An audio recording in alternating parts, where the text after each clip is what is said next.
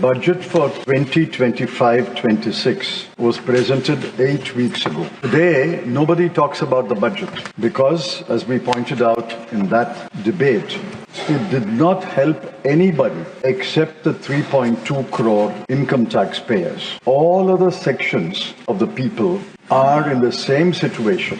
What do they face? We have pointed out several times, and the Lok Sabha also pointed out in the debate on the finance bill. As a nation, we are facing rising unemployment, inflation in food, education and healthcare, stagnant wages according to government's figures, falling consumption, depreciating currency, rising household debt, the lowest household financial savings, and a government that has mercilessly cut budgeted expenditure in the current year, budgeted expenditure on health, education, social welfare, agriculture, rural development, urban development, midday meal scheme, Jal Jeevan Mission, scholarships for SC and ST and so on. These figures cannot be contradicted, and they were not contradicted because the figures are printed in the budget papers.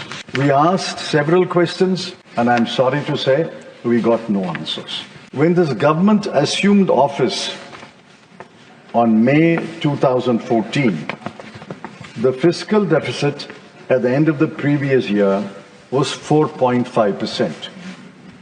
Kindly keep that number, 4.5%, according to their own official numbers. In the middle of this government's tenure, the FD improved to 3.4% in 2018-19.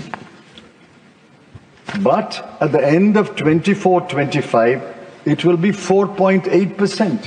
So effectively, the country's economy is back to where it started. The government, of course, will say COVID happened. The governments previous to the BJP government, NDA government, faced an Asian financial crisis, the international financial crisis, and the taper tantrum. So there's no point blaming external crises. It's your business, it's the government's business to manage the economy, control the fiscal deficit, and make sure that the declining path which you proclaimed is sustained.